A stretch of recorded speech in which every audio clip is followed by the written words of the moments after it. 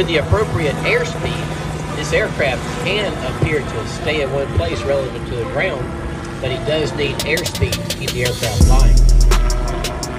So in a high wind configuration, he can actually. Halo para pemirsa, semoga kalian baik-baik saja, sehat selalu dan dilancarkan semuanya. Kali ini kita akan membahas mengenai pesawat gyroplane atau gyrocopter. Kenapa pesawat ini bisa terbang?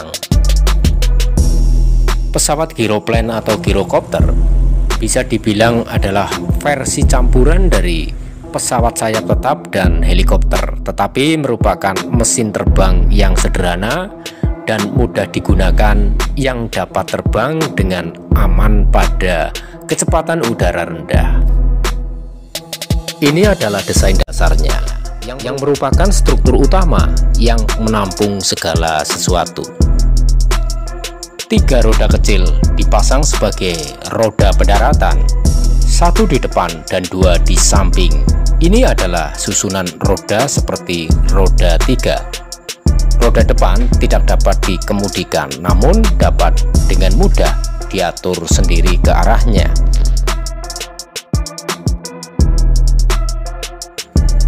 Dengan pengaturan suspensi yang bagus, menawarkan pengalaman pendaratan yang mulus. Gyroplane ini terutama ditenagai oleh dorongan baling-baling jenis otomotif atau bolak-balik. Jenis mesin pesawat terbang yang dapat digunakan untuk menggerakkan baling-baling belakang ini adalah 4 silinder. Mesin boxer, umumnya mesin tipe boxer, mempunyai karakteristik self-balancing yang baik. Baling-baling berputar dan menghasilkan gaya dorong ke depan yang mendorong gyroplane ke depan dengan kecepatan tinggi.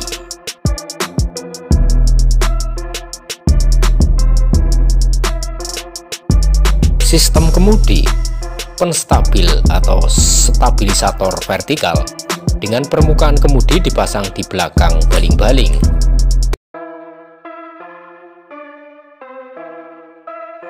Stabilisator ini dihubungkan dengan suatu pedal. Bila pedal kiri diinjak, maka pesawat belok ke kiri, dan sebaliknya, bila pedal kanan diinjak, maka pesawat akan belok ke kanan. Lihat gaya aerodinamis yang dihasilkan sekarang membuat gyroplane terbang ke sisi kiri atau sebaliknya. Ketika dayung kanan didorong ke depan, kemudian berbelok ke kanan, sehingga gyroplane bergerak atau berbelok ke sisi kanan. Nah, sekarang gyroplane-nya berjalan maju. Untuk belok ke kanan, pedal kanan diinjak. Gaya diferensial ini membuat belokan tajam ke kanan. Sebuah gyroplane menggunakan helikopter seperti sayap rotor atas untuk menghasilkan gaya angkat untuk terbang, tetapi ini sederhana. Kontrol siklik pada baling-baling utamanya secara desain dan menariknya saat terbang. Ia tidak ditenagai oleh mesin cakram rotor yang dipasang pada kepala menara.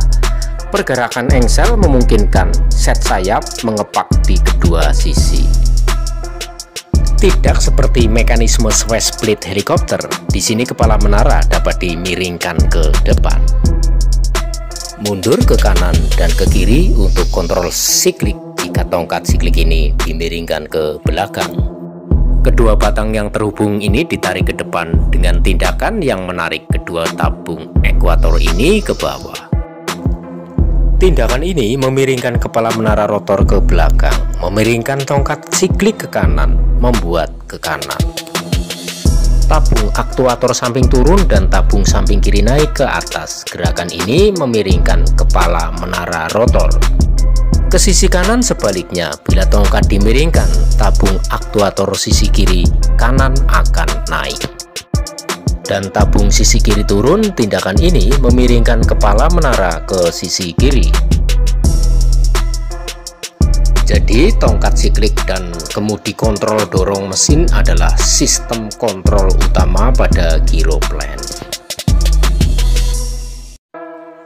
Penjelasan penerbangan autorotasi. Gaya dorong baling-baling mendorong gyroplane ke depan, tetapi bilah sayap atas berputar secara otomatis. Aliran udara relatif seperti kincir berputar mengikuti angin. Teknik rotasi ini adalah teknik yang sama yang digunakan pada helikopter untuk bisa take off dan landing dengan selamat.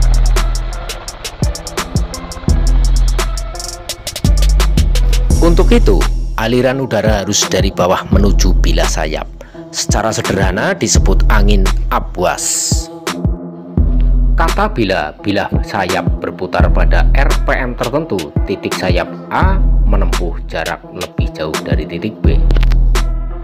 Jadi, kecepatan linier bagian sayap A akan lebih tinggi daripada kecepatan linier bagian sayap titik B.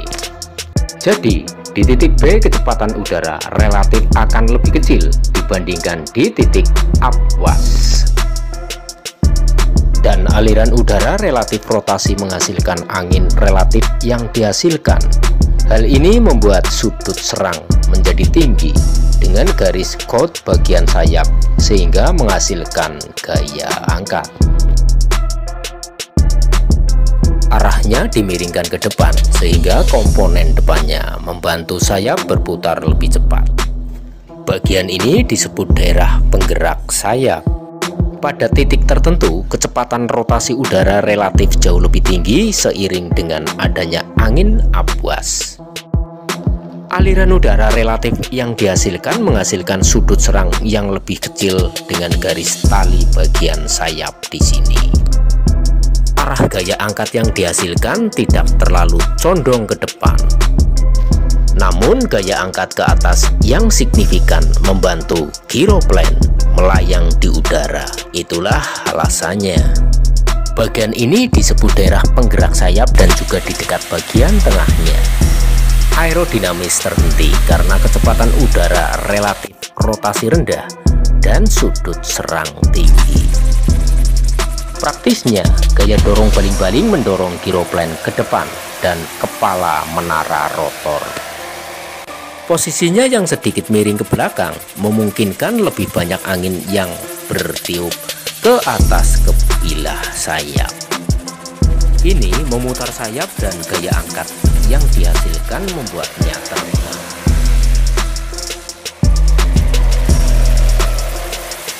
Sistem prarotator gyroplane. Pesawat sayap tetap perlu mencapai kecepatan tinggi di landasan, sehingga sayap dapat menghasilkan gaya angkat yang cukup untuk lepas landas. Namun pesawat gyro sebenarnya membutuhkannya. Baling-baling berputar lebih cepat untuk lepas landas dari gyroplane dapat meniru proses ini dengan cerdik. Suatu prarotator.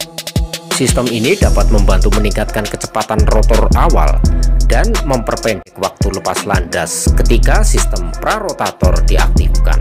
Penggerak bendik ini akan mendorong gigi pinion ke atas dengan sedikit putaran. Ini membantu untuk menyatu dengan baik dengan ring gear yang lebih besar ini. Di sisi lain, tenaga diambil dari mesin dan dikirim melalui sistem penggerak fleksibel ini. Pesawat gyro lepas landas. Kini pinion menggerakkan ring gear dan membantu meningkatkan RPM rotor awal.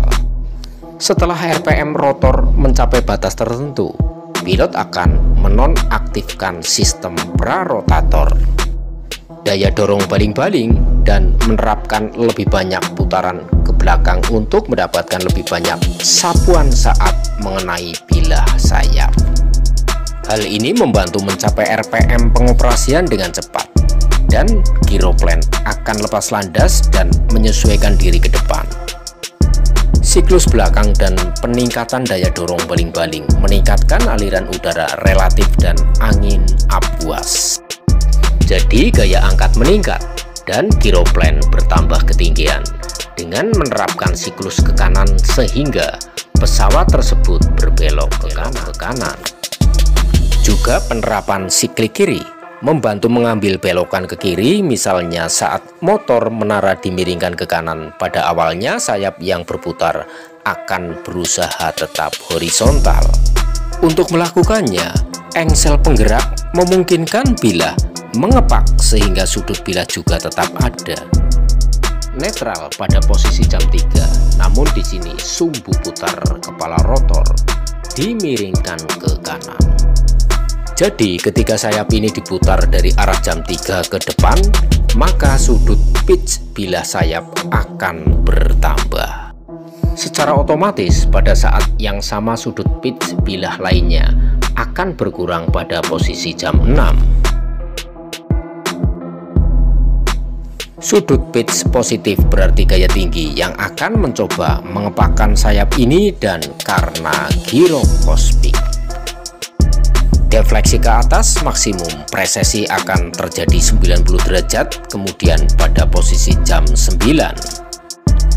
Pada saat yang sama sudut pitch negatif akan mencoba mengepakkan bilah sayap lainnya. Dan defleksi ke bawah maksimum akan menjadi 90 derajat, kemudian pada posisi jam 3. Begini caranya sumbu rotasi sayap sejajar dengan sumbu kepala rotor.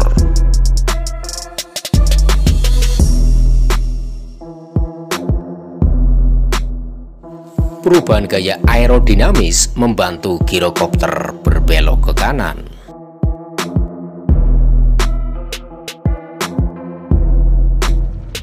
Pendaratan girokopter mengurangi kecepatan maju dan siklik belakang akan mengurangi gaya angkat sehingga girokopter dapat bekerja secara normal.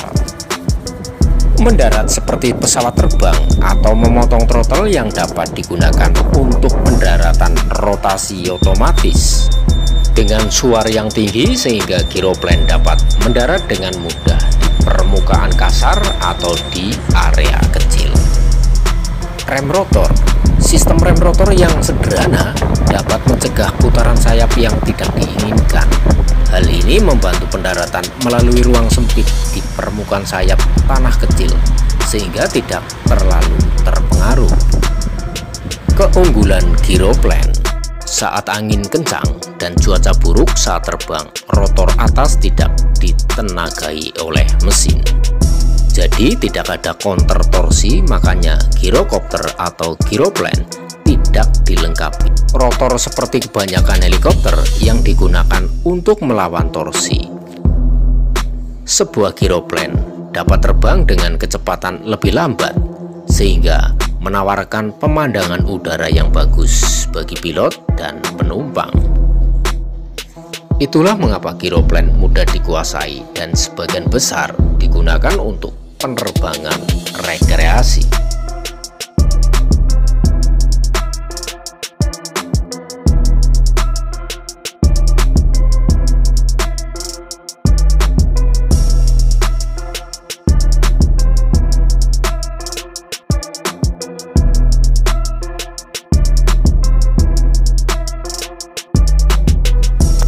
Demikian tadi tentang cara kerja giroplane. Terima kasih telah melihat videonya sampai dengan selesai. Semoga bermanfaat bagi Anda.